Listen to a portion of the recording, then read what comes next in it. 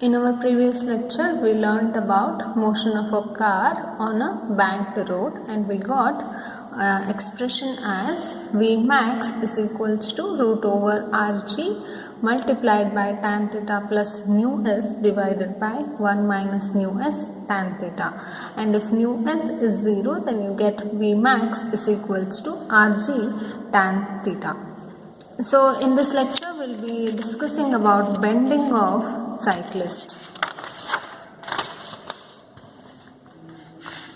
So bending of cyclist.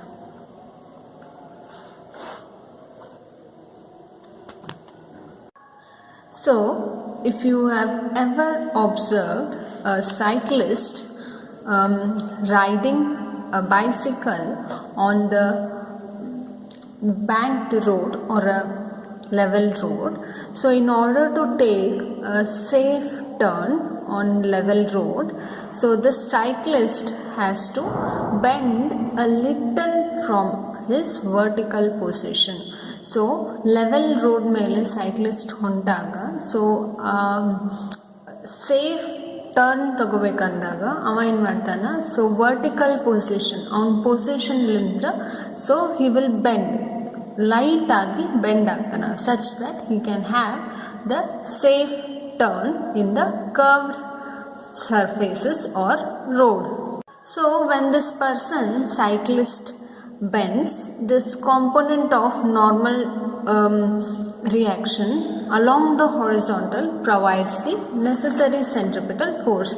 So you have seen, so if you have the normal reaction, so this normal reaction will have two components, one along the vertical direction and one along the horizontal direction. So I'll show the diagram.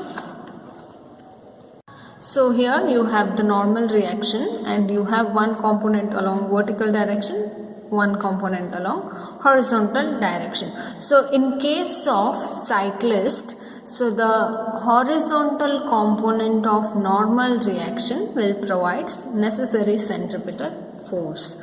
So cyclist case nalli normal reaction do horizontal component cyclistಗೆ centripetal force ಕೊಡ್ತದೆ. So that you should understand. So here, so let us consider for cyclist moving at a speed of v along circular path of radius r. So the angle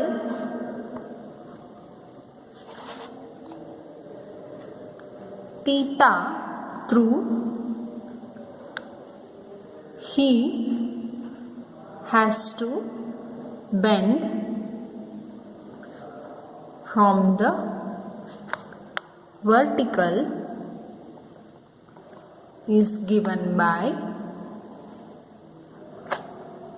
so he has to bend little just to have the safe turn. So for that tan theta is equals to v square divided by rg.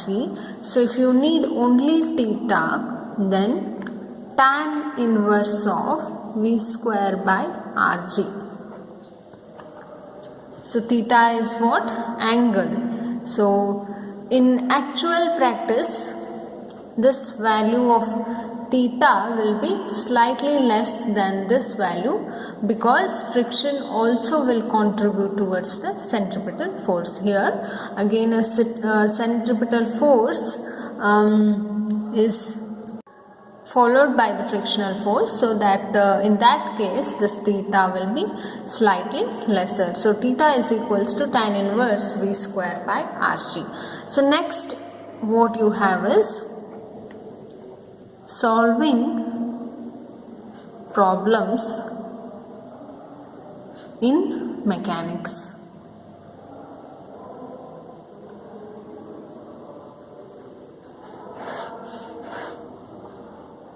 So in mechanics, to solve the problems, you need to understand few rules. So you basically have 6 rules to understand here. So you no need to by heart these rules. So we don't ask this rules in an examination. So these rules are just for your understanding purpose. So if you understand these rules thoroughly, then you can easily solve problems in mechanics. So let us learn one by one. So in this chapter, what we learned? So importantly, we learned Newton's laws of motion and how we can use them in our day-to-day life. And we also learned, so if there are so many forces acting on the system, then how can we take the resultant force acting on that body? So but in our day-to-day life or in practice, so we have to deal with different bodies under the action of given forces. So you will not have only one body, or sometimes you will have multiple bodies. So in that you have to deal with so many different forces. If you have many bodies which are in assembly, or if they different bodies, if they form the system, so then there will be the force which acts from one body to another. So if there is a body A in the system, then this body A will exert a force on the body B, and this body B will again exert an equal and opposite force on the body A. And every body in the system will experience the gravitational force or gravitational pull towards the center of the earth. So in order to understand all these things and then later to solve the problems, so we need to understand how to draw the free body diagram. So we have to take the help of free body diagram to solve the problems in mechanics. So what is free body diagram? So a diagram for each body in the assembly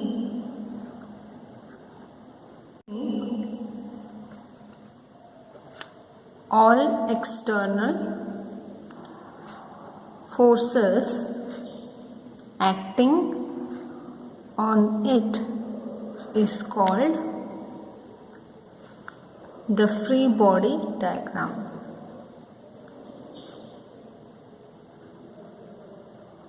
So a diagram for each body in the assembly showing all external forces acting on it is called free body diagram. So ಇಲ್ಲಿ ನೀವು diagram draw ಮಾಡ್ತೀರಿ for which body in the assembly. So this will show all external forces which are acting on it. So ಅದಕ್ಕೆ ಏನಂತೀವಿ ನಾವು free body diagram. So here you have a few steps to solve the problems in mechanics, so systematically. So if you don't understand this steps, then no worries. So there is one problem next after this, so if you understand that, then you will understand these steps. So just try to understand the lines. So next I will solve that problem, there you will understand how to draw the diagrams. So first here you have, so draw a schematic representation or diagram showing various parts of the assembly of bodies, the links, the supports, etc.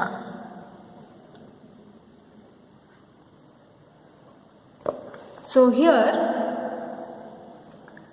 you have to draw a schematic diagram, and this schematic diagram should show you the parts of the assembly. So what are those? So the links, the supports, and the different parts of the bodies. So you have to draw all those things in the schematic diagram. Next, choose a convenient part of the assembly as one system. Choose a convenient part of the assembly as one system. So in the assembly you have to choose the convenient part as one system. Next, so you have how many? So you have 6 steps to draw the free body diagram. So draw a separate diagram which shows this system and all the forces on the system by the remaining parts of the assembly. So draw a separate diagram which shows the system and all the forces on the system by the remaining parts of the assembly. So this also includes force on the system by other agencies like friction, centripetal force, centrifugal force. So centrifugal force is also known as pseudo force, so etc. But do not include forces on the environment, so like remaining part of the assembly by the system. So this diagram is the free body diagram of the system. So in free body diagram, in the free body diagram,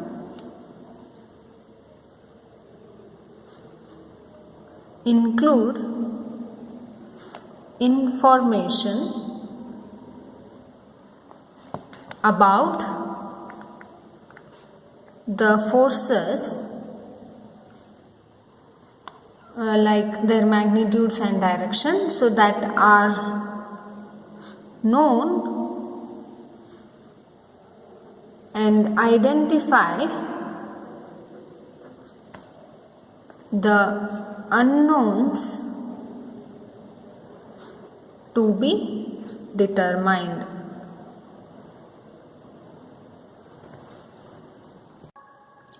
So in the free body diagram, so that includes information about the forces that are known. So identify those unknowns which are to be determined and then go ahead.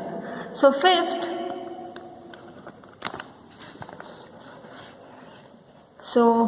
if necessary,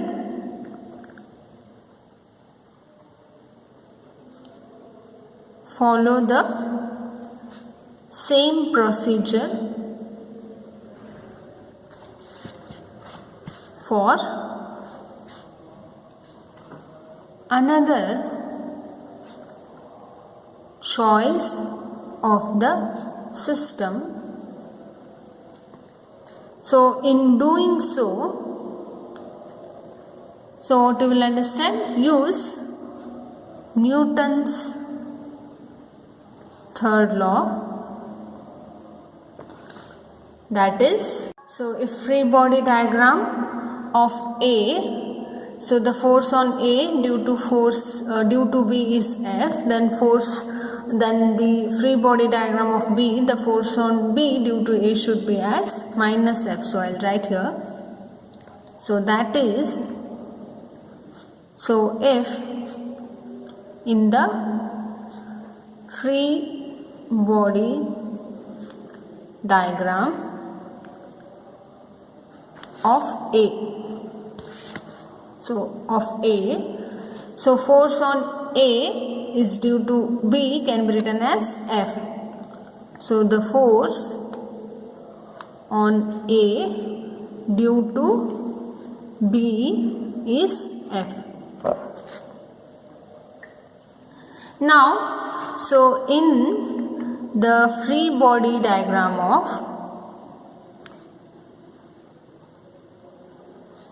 B, the force on B due to A can be written as minus F. So here you have F, so here you have minus F. So this is the difference. So if necessary, follow the same procedure for another choice of the system. In doing so, use Newton's third law. So what Newton's third law says? To every action there is an equal and opposite reaction. So by keeping that in mind, so if you have the free diagram of A, so the force on A due to B can be written as F, and force on B due to A can be written as minus F. So this is what the fifth step says. Next we have last step, sixth step. So apply Newton's second law of motion to each system separately and solve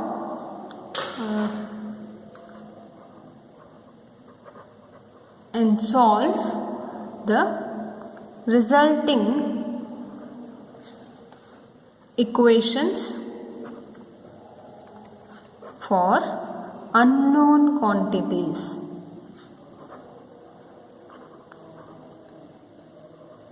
So you have second law, Newton's second law.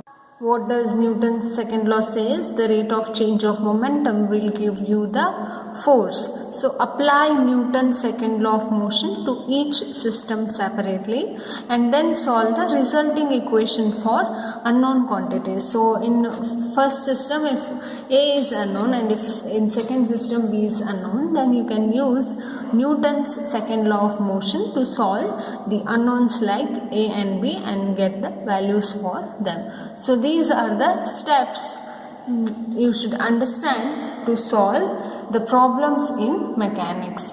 So don't worry if you don't understand the steps. So just go through the steps. In the problems part, you will understand how to draw the diagram and how to solve the problems. I have a question. A wooden block of mass 2 kg rests on a soft horizontal floor. So the floor is soft. So on that we have kept a wooden block. So the mass of this block is 2 kg. So soft horizontal floor ಮೇಲೆ ನಾವು 2 kg wooden block ಇಡ್ತಿದ್ದೀವಿ. So when an iron cylinder of mass 25 kg is placed on top of the block, the floor yields steadily and the block and the cylinder together go down with the acceleration of 0.1 meters per second square. So ಈ wooden block ಮೇಲೆ 25 kg ಇದು iron cylinder ಇಟ್ಟರೆ so floor ಏನಾಗುತ್ತೆ ಒಳಗೆ ಹೋಗುತ್ತೆ. So ಅದ್ರದ್ದು acceleration ಎಷ್ಟು ಕೊಟ್ಟಾರ 0.1 meters per second square. So now what we have to find is what is the action of the block on the floor A before and B after the floor yields. So for this, so answer is, so first what you have, so we have, so ಒಂದು wooden block ಐತಿ and we have iron cylinder ನಮಗೆ acceleration due to gravity g 10 meters per second ಅಂತ ಕೊಟ್ಟಾರ. So mass into acceleration ನಮ್ಗೆ ಏನು ಕೊಡ್ತೈತಿ force. So wooden block mass ಎಷ್ಟೈತಿ 2 kg, iron mass ಎಷ್ಟದ 25 kg. So g is 10 meters per second square and here also g is 10 meters per second square. ಇದು ಎಲ್ಲ data ನಮಗೆ ಕ್ವೆಶ್ಚನ್ದಲ್ಲಿ ಮೆನ್ಷನ್ ಮಾಡಿದ್ದಾರೆ. Next, so force is mass into acceleration, so mg also you can take, so F is equals to mg. So this is cylinder and this is wooden block. So mass of wooden block is 2 into 10, that is 20 Newton, Fw, and Fc will be what? 25 into 10, it will be 250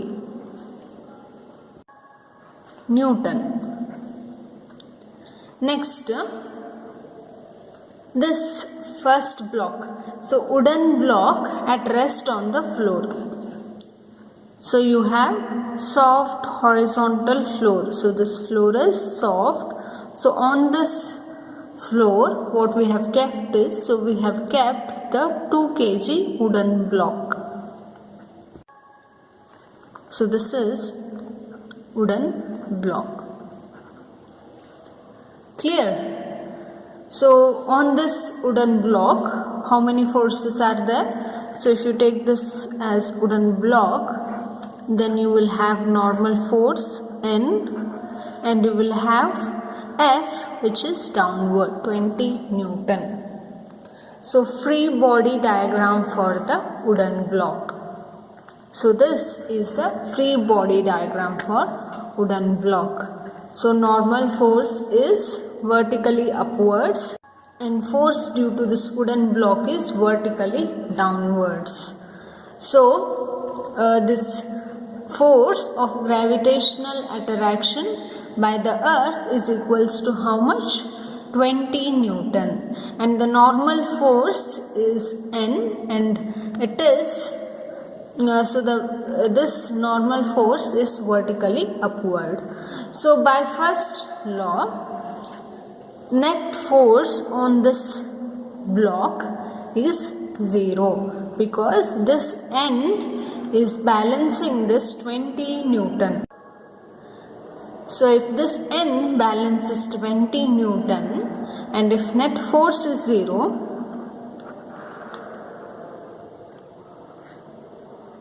then you can write N is equals to 20N. So don't cancel this N and this then. So this is Newton. So let us name this as R. So R. So here I have written normal reaction as R. So R means normal reaction.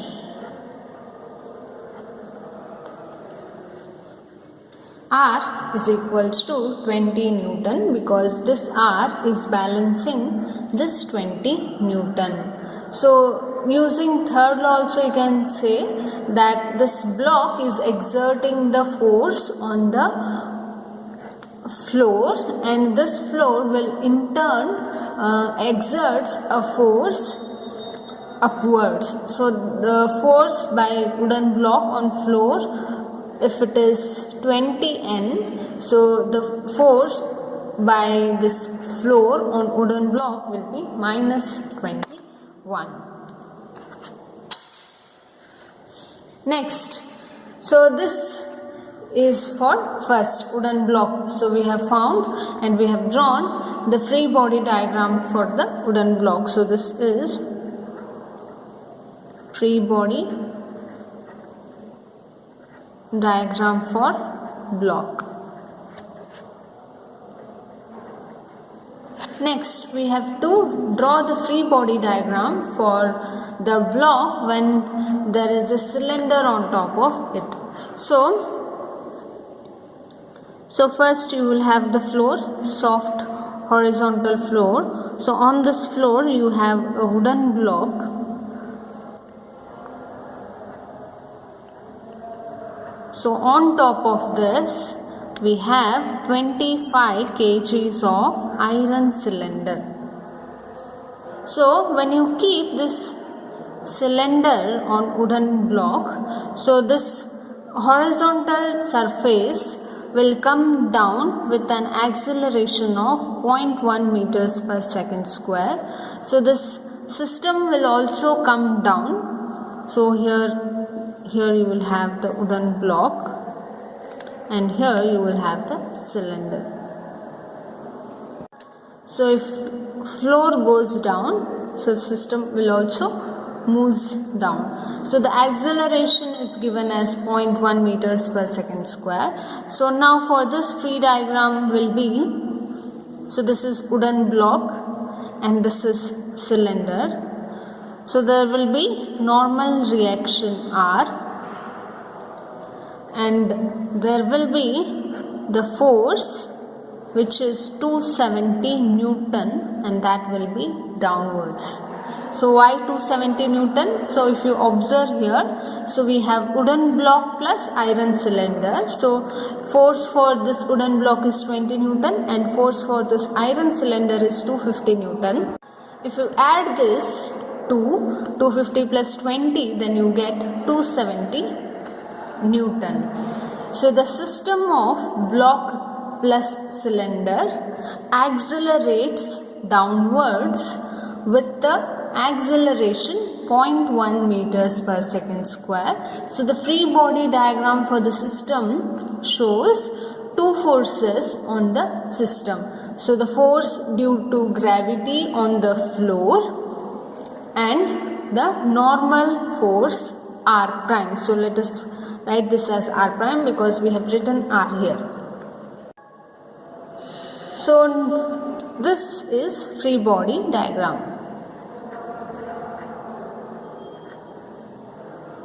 So here, so if you observe, we are not mentioning the internal forces that are there in the cylinder and wooden block. So between cylinder and wooden block there will be internal forces, so which we are not mentioning them.